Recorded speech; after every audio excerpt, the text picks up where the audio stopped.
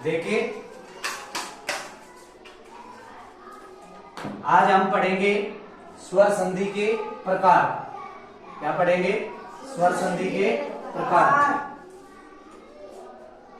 संधि क्या होती है, उसकी परिभाषा, उसके प्रकार, इस पे हमने चर्चा की थी। पूर्व पदस्य अंतिम वर्णेन समम, उत्तर पदस्य प्रथम वर्णेन मेलनेन यत् परिवर्तनम भवति तत्संधि इति। इस प्रकार से हमने परिभाषा लिखी थी। उसके बाद में हमने चर्चा की थी कि संधि मुख्य तौर पे संधि को 3 भागों में बांटा गया है, यानी 3 प्रकार होते हैं। उसमें हमने देखा स्वर संधि, व्यंजन संधि और अयोगवाह विसर्ग संधि। स्वर संधि, व्यंजन संधि और विसर्ग संधि, ये तीनों प्रकार, इनके ऊपर हमने चर्चा की। अभी आप आगे डिटेल से पढ़ेंगे। उसके बाद में हमने लिखा स्वर संधि। स्वर संधि क्या होती है? स्वर के साथ स्वर के मिलने से जो संधि बनती है या जो संधि होती है उसे हम स्वर संधि कहते हैं। ठीक है। संस्कृत भाषा के अंदर 13 स्वर होते हैं, उनकी चर्चा हमने कर ली थी। आज हम पढ़ेंगे स्वर संधि के प्रकार, यानी स्वर संधि है उसको कितने भागों में बांटा गया है। ठीक है। स्वर संधि लिखो, लिखना शुरू करो। स्वर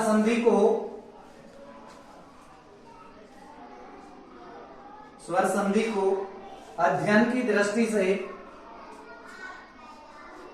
स्वर संधि को अध्ययन की दृष्टि से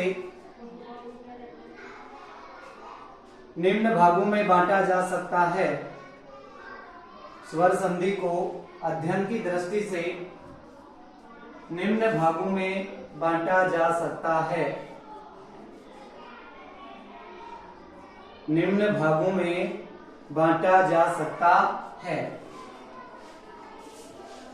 कौन कौन से भागों में बांटा जा सकता है, उनमें सबसे पहले हम देखेंगे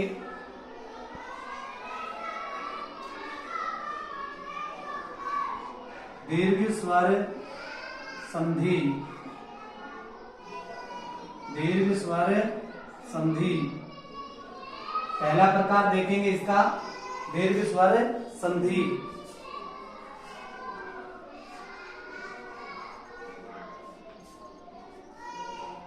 लिखो इसके सामने,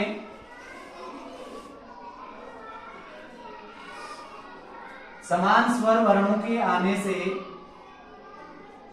समान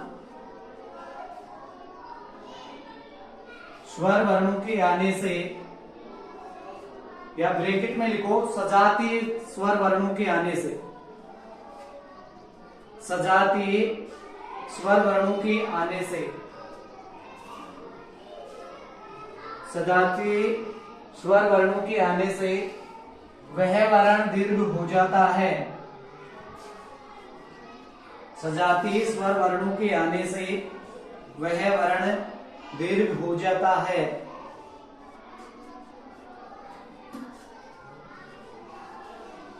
वह वर्ण दीर्घ हो जाता है। यह दीर्घ स्वर संधि का नियम है। प्रत्येक संधि को हम तीन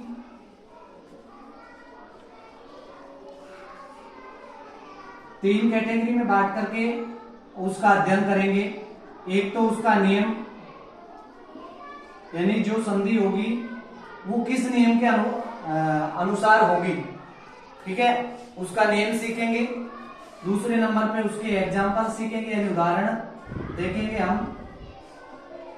और उसके बाद में उसकी पहचान क्या होती है। जब हम संधि विच्छेद करेंगे उस समय हमें जरूरत पड़ेगी उसकी पहचान। पहचान कैसे करेंगे, ये सारे प्रत्येक जो संधि का प्रकार है उसके अंदर देखेंगे। ठीक है, तो जो दीर्घ स्वर संधि होती है उसका नेम मैंने लिखवा दिया, यानी सजातीय वर्णों के आने से वह वर्ण दीर्घ हो जाता है। ठीक है, अब ये जो सजातीय वर्ण होते हैं कौन कौन से होते हैं उनको देखेंगे।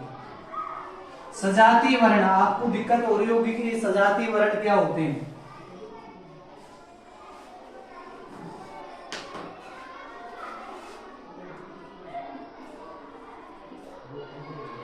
सजातीय वर्ण।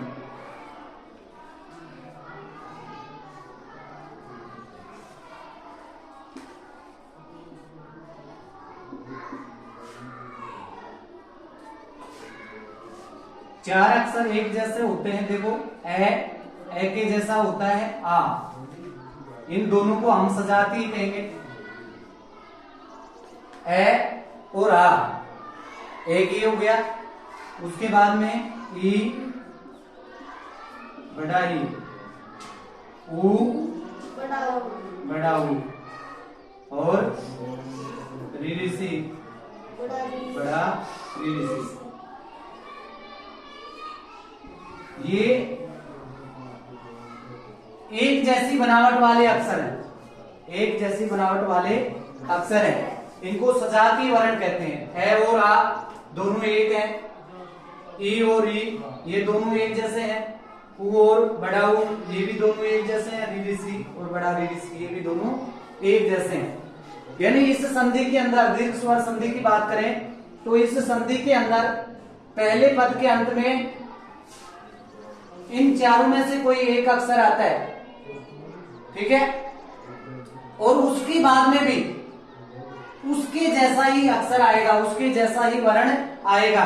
जैसे ए आया है, ए आया है तो दूसरे पद के अंदर या तो ए आ सकता है या फिर आ सकता है, ठीक है। इसका निर्माण कैसे होता है देखो एक बार, जैसे ए प्लस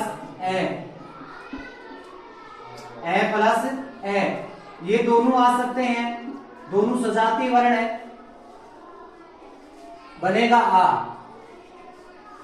इधर ए आ सकता है पहले पद के अंत में और दूसरे पद के शुरू में आ सकता है, तब भी क्या बनेगा, आ बनेगा। पहले पद के शुरू में आ सकता है, दूसरे पद के पहले पद के अंत में आ सकता है और दूसरे पद के शुरू में ए आ सकता है, तब भी बनेगा आ। और दोनों तरफ आ सकता है, यानी पहले पद के अंत में और दूसरे पद के शुरू में भी आएगा, तब भी बनेगा आ। ठीक है, समझ में आ रहा है कुछ? देखो इधर पहले पद के अंत में ए आ जाए, दूसरे पद के शुरू में ए आ जाए, तब भी आ बनेगा, दीर्घ रूप हो गया उसका। पहले पद के अंत में ए आ जाए, दूसरे पद के यानी समान आना चाहिए, वही सेम, ठीक है। दूसरे पद के शुरू में आ जाए तो भी आ बनेगा, पहले पद के अंत में आ जाए और दूसरे पद के शुरू में ए आ जाए, तब भी आ बनेगा। पहले आ जाए और दूसरे पद के शुरू में भी आ जाए तो भी आ बनेगा। यानी जहां पर प्लस का चिन्ह आ रहा है, उस प्लस के चिन्ह के पहले और उस प्लस के चिन्ह के बाद में समान वर्ण आना चाहिए। ये दो वर्ण समान है, ए और ए, ये दोनों तो है ही समान। इसी प्रकार से ए के साथ में आ, ये भी समान वर्ण है, चाहे पहले पद के अंत में आ जाए, चाहे दूसरे पद के अंत में आ जाए, चाहे पहले दूसरे पद के शुरू में, ठीक है, चाहे पहले पद के शुरू में ए आ जाए और दूसरे पद के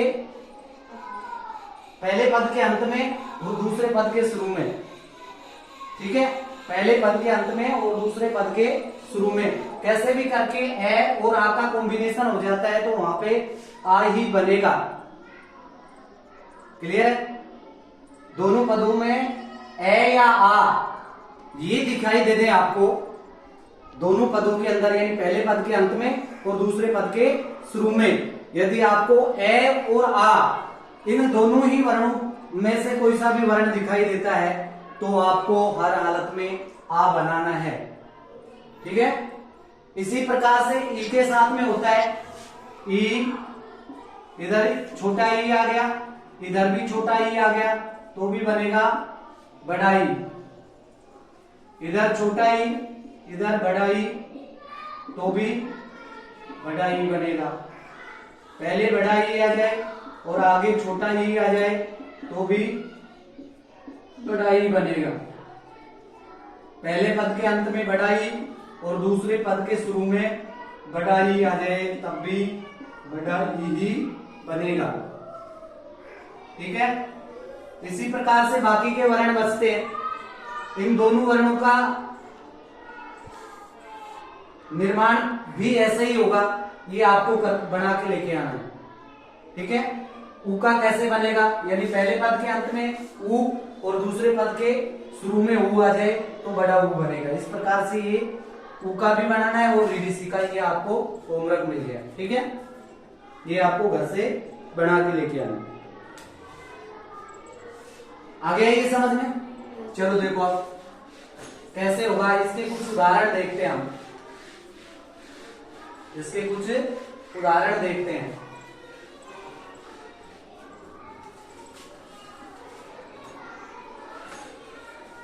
जैसे हम यथा सुख प्लस अर्थी, सुख प्लस अर्थी लिखने की कोशिश मत करो, पहले समझो इसको। ठीक है, यहाँ पे आप देख रहे हो कि जो पहला पद है उसका अंतिम वर्ण क्या आ रहा है, बोला करो, जो पता है वो तो बोलो। पहले पद के अंत में क्या है और दूसरे पद के शुरू में क्या आ रहा है, समझ में आ रहा है ना। यानी जैसे ही हमने इसका वर्ण विच्छेद किया तो हमें पता चल रहा है कि जो लास्ट वाला वर्ण आ रहा है, ये जो ख है ना, इस ख का निर्माण कैसे होता है वर्ण विच्छेद के अंदर हमने देखा था कैसे, ख प्लस है। यानी जब भी पूरा अक्षर आपको दिखाई देता है, हलंत नहीं लगा हुआ दिखाई दे, तो इसका मतलब उसमें कोई ना कोई स्वर मिला हुआ है। और जो भी स्वर मिला होता है उसकी मात्रा होती है। यदि बिना मात्रा का दिख रहा है तो इसका मतलब केवल ए हो सकता है उसके बस।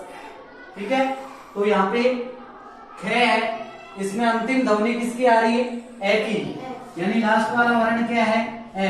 पहले हमें कुछ नहीं करना है, इधर हमें कुछ भी नहीं करना है। पहले तो ऐसे कैसे लिखना है, जैसे ये है सु, ऐसे कैसे लिख दिया।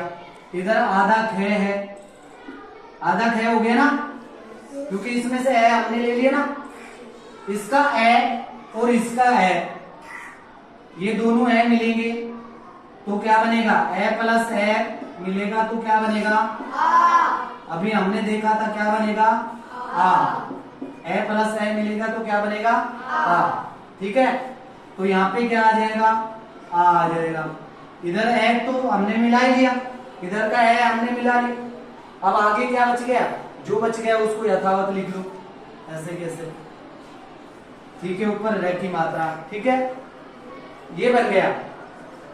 अब इसको लिखेंगे कैसे, जब भी आधा अक्षर आता है, आधा वर्ण व्यंजन वाला, और उसके आगे कोई स्वर नहीं होता है, तो उसको आधा ही करके लिख देंगे।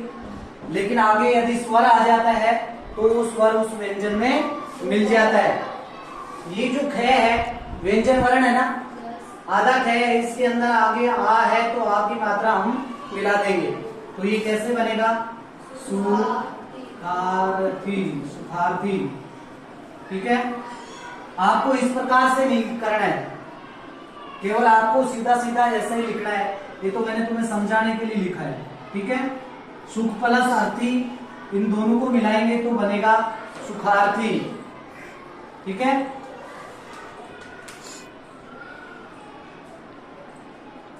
और देखो विद्या प्लस अर्थी। अब बताओ इसमें पहले पद के अंत में कौन सा वर्ण आ रहा है, आ, और इधर क्या आया है, इन दोनों को मिलाएंगे तो क्या बनेगा, आ बनेगा ना।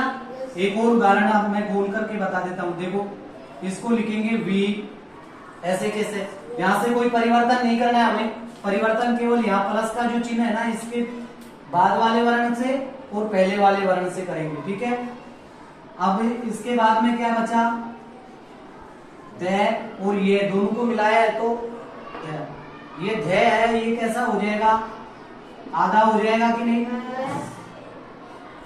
इधर आ था ना, इधर ए है, इन दोनों को मिलाएंगे तो क्या बनेगा, आ, और आगे ऐसे की ऐसे। ठीक है, इन दोनों सबको मिला करके लिख देंगे, क्या बनेगा, विद्यार्थी।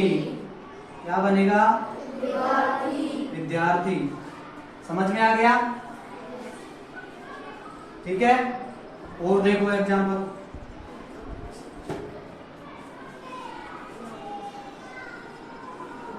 जैसे हिम प्लस आले, पहले पद का अंतिम वर्ण क्या आ रहा है? और दूसरे पद का पहला वर्ण क्या आ रहा है? इन दोनों के अंदर संधि करेंगे, ए और आ मिलेगा तो क्या बनेगा? आ। तो इधर से तो क्या बच गया? ई। मैं कैसा हो गया? आधा। उसके बाद में ए और आ इन दोनों को मिलाया तो क्या बना? आ। और आगे क्या बच गया? उसको ऐसे कैसे लिख दो? ठीक है, हिमालय। लेकिन ऐसे लिखना गलत होता है, क्योंकि व्यंजन वर्ण आ रहा है और उसके आगे क्या आ रहा है? स्वर वर्ण आ रहा है। व्यंजन के बाद में यदि स्वर आता है तो उस स्वर को उस व्यंजन में मिला दिया जाता है, अर्थात उसकी मात्रा उसमें मिला देते हैं। तो ये आ है ना, इस आ के स्थान पे क्या लिखेंगे? आ की मात्रा लगाएंगे, और जैसे ही मात्रा लगाएंगे तो इसमें से ये हलंत है, ये गायब हो जाएगा। ठीक है, क्या बना? दोबारा से सही करके लिख देता हूं। क्या बना है? हिमालय। समझ में आ रहा है? यस। आगे देखो, इधर आ जाए और इधर भी आ जाए, तब भी क्या बनेगा? आई बनेगा। जैसे विद्या प्लस आलय, दोनों को मिलाएंगे तो क्या बनेगा? विद्यालय।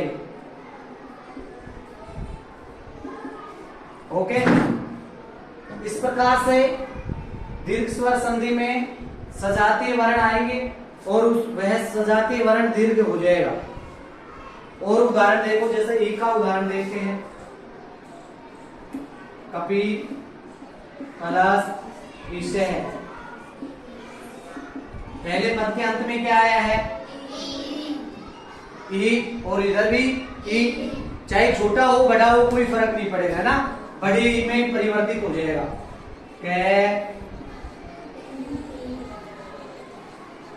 आधा है, इधर ई और इधर ई, दोनों ही छोटा और बड़ा ई मिलेगा तो बड़े ई में परिवर्तित हो जाएगा, बड़ा ई बन गया।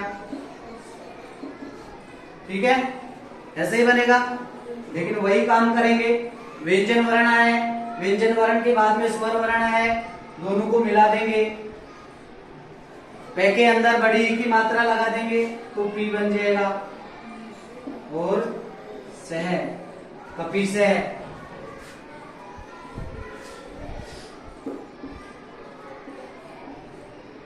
गिरी प्लस ईशय, क्या बनेगा? बड़े ई में परिवर्तित हो जाएगा, गिरीशय। रवि प्लस इंद्र, क्या बनेगा? हाँ, आपको चक्कर पड़ जाएगा। कुछ लोग होते हैं जिनका नाम रविंद्र होता है, लेकिन वो फिर भी बड़ी ई की मात्रा, छोटी ई की मात्रा लगा के रखते हैं। ठीक है, वो अलग बात है, लेकिन नियमानुसार छोटी ई की मात्रा और छोटी ई की मात्रा दोनों मिलेंगी तो बड़ी ई की मात्रा में बदल जाएगी। ठीक है, तो क्या बनेगा? जैसे रजनी प्लस ईशय है, क्या बनेगा? रजनीश है।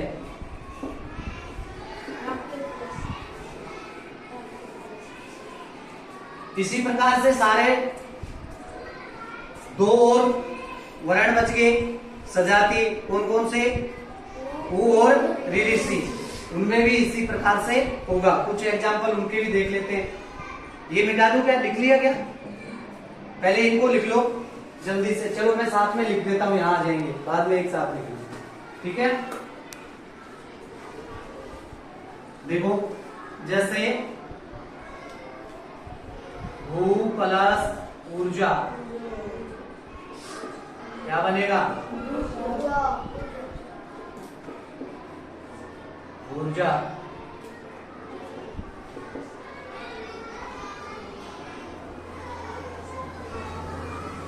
भानु प्लस उदय क्या बनेगा? भानुदय। बड़ा वो हो जाएगा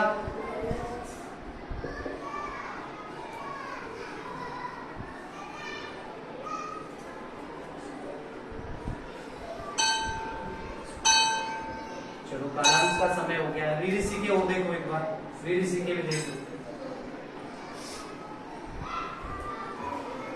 जैसे पितृ प्लस ऋणम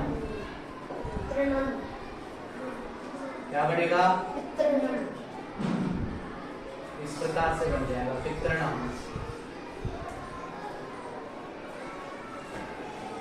एक और देखो इधर, मातृ प्लस ऋणम क्या बन जाएगा? मातृणम।